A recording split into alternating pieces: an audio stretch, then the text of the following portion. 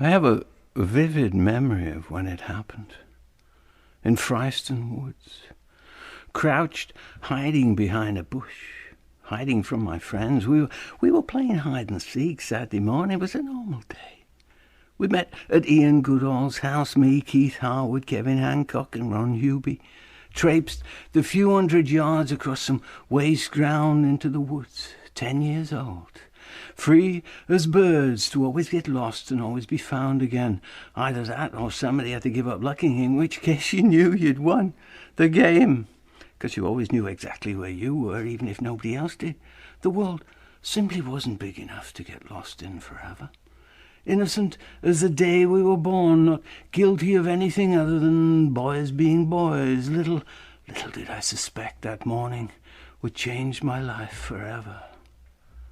I saw this crumpled, glossy, black and white page from a magazine tangled up in the brambles. I knew I had to look. I uncrumpled it. My eyeballs nearly popped out of my head. I went weak at the knees, my whole body in full blush, my heart in my mouth, because as yet my penis wasn't in full play. It was a naked woman. This must have been how Long John Silver felt when he first saw Treasure Island. My whole world lit up, but at the same time everything went very, very shady. My sensory exhilaration instantly, unrudely clouded by a profound feeling of guilt, shame, embarrassment, like I just discovered a very, very dirty secret. I hastily, if shakily, crammed it into me pocket before my friends turned up to find me. I was never one for sharing my dirty secrets. I knew I'd have to wait till I was completely alone before I could take any long, lingering peep at these very private parts that had so suddenly and shockingly entered my pre-pubic arena. I must have played around for the next few hours or so with this naked lady burning a hole in me short pants. I knew I couldn't just take her home with me to show me Mum. Hey, Mum, look what I found under a gooseberry bush. Recognise anything? She'd be mortified. And me dad would kill me for mortifying me Mum. So before we left the woods, I managed to sneak away and scramble, bury it too shallowly, as it turned out, at the foot of the nearest, most idiosyncratically recognisable tree. The plan being I'd return alone the next day for a more protracted study session. So I did.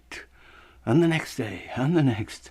Not for one moment did that naked lady escape my daydreamings and resolve to fathom the magnetic ramifications of my dirty secret.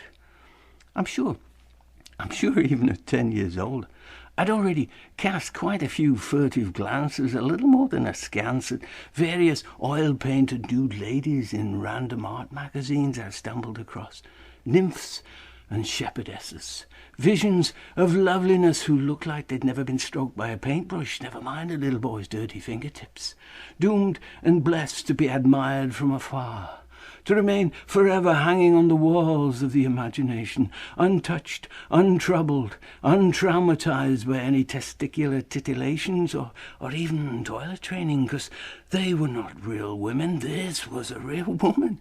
She looked like somebody who could live up the street. She had a chin like a middleweight boxer, but it wasn't a chin I was interested in. It was that garden pathway leading down from a belly button to the bushy avenue, curling between her legs to the main shopping centre, where all the wonders of femininity were wrapped and folded, ready to give some little boy a birthday treat he'd never forget. All punctuated by the terminal cul-de-sac rectum. I had the complete picture of everything I knew I should not be looking at, but knew I couldn't not look at if it was rosy, cheeky, plumped right under me nose. Till one afternoon, I turned up and it was gone, vanished.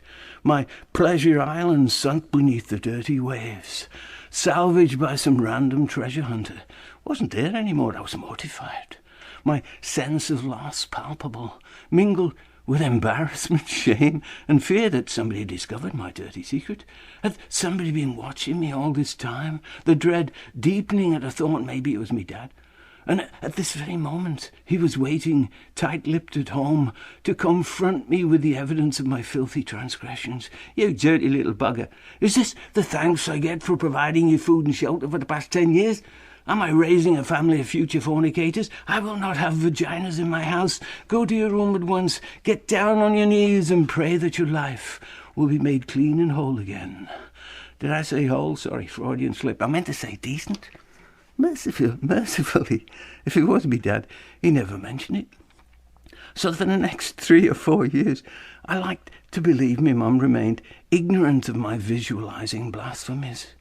Till one day she found a full-colour glossy magazine tucked under me mattress, and the cat was out of the bag, the pussy out of the purse. Her son slept with vaginas embedded in his dreams. I remember her conspicuously rosy-cheeked, implying what she'd found and what she'd done with it. I threw it in the trash, where it belongs. She did promise not to tell me Dad, because he would undoubtedly kill me, but her home was now a house of lust. Innocence no longer an option. Her little boy was becoming a man, whether she liked it, my dad liked it, or I liked it or not, and I really did like it. I mean, it had become clearly defined for me, my missionary position in life, the target of my ambitions, so much more clearly delineated than all the winning goals, touchdowns, home runs, and victory podiums rolled into one. For a few months before I found that photograph, I've been happily playing ticklecock with Ron Newby. We shimmy up and down these suspension poles of a swing set in the park, and the friction between my legs felt like I was eating ice cream through my groin. I think we both knew what we were doing, but nobody said anything. Till one afternoon we were halfway up the pole. He looked across at me and asked if my cock was getting tickled too. I glared at him like I had absolutely no idea what he was talking about, which of course I did. But after that, I vowed to do all my cock ticklings in private. The dirty little bugger. Some people just can't keep a secret. But I have no memory of connecting this activity with girls. More likely I was visualising Mars bars or jelly custard cream trifles as I shinnied up and down that pole. I was certainly not visualising Susan Steele's, this 10-year-old vision of loveliness in my class at school, whose very name could send alliterative ripples through me strawberry shortcake. She could melt my heart into chocolate sprinkles just by asking to borrow a crayon. She was an angel, and angels do not have vaginas, only middleweight boxes. If there was anything at all tucked between Susan Steele's legs, it was undoubtedly made of marzipan. In hindsight, I was thankful she moved away to a different school at the end of the year, before I'd had the chance to mentally Photoshop her sweetly smiling face on a pair of meaty thighs and flesh-filled jelly donut. Pauline Wilbur, on the other hand, was no angel. Though she looked nothing like a middleweight boxer, she was quite pretty, short, black hair, dark eyes, this beauty spot mole on her right cheek. But already at 14 years old, she was a sexual dynamo. I should have known she was trouble when she invited me to the pictures, contrary to all romantic protocol. So anyway, we're in the back row of the Albion cinema, snogging. That's such an ugly, unfortunate expression, I thought, for such a delightful activity. Kissing. We were smooching in the back row, but before I'd even plucked up the nerve to fumble for a brass stamp, she's unbuttoned me fly and woman-handling me 14-year-old manhood. I was mortified. I didn't know where to put myself. I'm sure it tickled, but I doubt I rose to her occasion, my sexual drive instantly, rudely driven into neutral by the realisation, hey, the vaginas have a sex drive too. The following weekend, she invited me over to her house. Her parents would be out for the afternoon. I remember knocking on her door with weak-kneed trepidation, because I really thought I might get to witness her vagina, but truth be told, I have no clear memory of what happened in that house that afternoon, other than her parents came back earlier than she'd expected, and I had to make a dash for it out the back door. I do like to remember I caught a fleeting glimpse of pubic hair. Whether I did or not, I like to remember I did. After this, me and Pauline called it quits. She was out of my league, because in spite of any voyeuristic tendencies, I was a romantic little fucker. And it's not easy to get romantic with a girl who just seems to want to go straight for your jugglers. She started going out with a friend of mine, Mickey, who I suspect was more able to rise to her brazen occasions. A few months later, he's passing around a photograph in the chemistry lab. Pauline in a very, very, very short, transparent nightie. I like to remember it was transparent, whether it was or not. I like to remember it was. And thus did another golden-haired Susan enter my sexual pantheon, Susan Wainwright, who more obligingly let me make all the 7 movies in the back row of the Albion Cinema. We started going steady for the next several months, stumbling and fumbling around, and then one afternoon, everything seemed to happen in the afternoon. If it didn't happen in the back row of the Albion Cinema, it happened in the afternoon. One afternoon, Susan led me into Susan Ella's back bedroom. Another Susan. Susan's best friend, Susan. The Susan significance escapes me. I did Google it recently, and apparently the name is derived from the Arabic, meaning filled with the joy of life, bright and cheerful. Hey, we all live in hope. So anyway, we finished up in Susan Ella's back bedroom, and we get naked on the bed, and I assume that's where we both lost our virginity. Everything so tenderly, problematically awkward, it's hard to assume otherwise. I did rise to the occasion, definitely genital contact with some unperipheral, if not probably too profound penetration. I don't remember any blood or even ejaculate, but I do remember this big, newly masculinized grin on me face as I walked back home for dinner. And a month or so later, she's telling me she thinks she's pregnant. Her period's late. We're sitting on this bench in some desolate cricket grounds, the dark clouds lowering overhead like the end of the world is nigh. My life is over. That sinking feeling, sinking even further from the feeling I didn't feel I'd done enough to deserve this. If this was love, I'd have been just as happy marrying that suspension pole. Fortunately, it was a false alarm. But it did force me to reconsider my relationship to the vagina, which seemed a lot more complicated than I like to imagine it was. I knew I'd need to look into it a lot more closely before it swallowed me whole. Did I say whole? Sorry. Freudian slip. I meant to say prematurely. In one of Eve Ensler's Vagina MANalogues, a woman talks about this guy who seems quite happy just to sit there gazing up between her legs for hours on end. Gave her a new appreciation for that part of her she'd never before considered as a work of art, or even some picturesquely scenic under overview. I mean, what the fuck was he expecting to see up there? A little head popping out every now and then with a big smile on his face, twinkle in his eye, ready for some late-night entertainment? A thrilling car chase? A rerun of the last episode of The Sopranos, with alternate ending outtakes and bloopers. A full-blown symphony orchestra, crescendoing into Beethoven's Fifth. Maria Callas ariating from Puccini's Rooftop, an epic blockbuster in 3D sent around. The Grand Canyon, the ultimate tourist trap.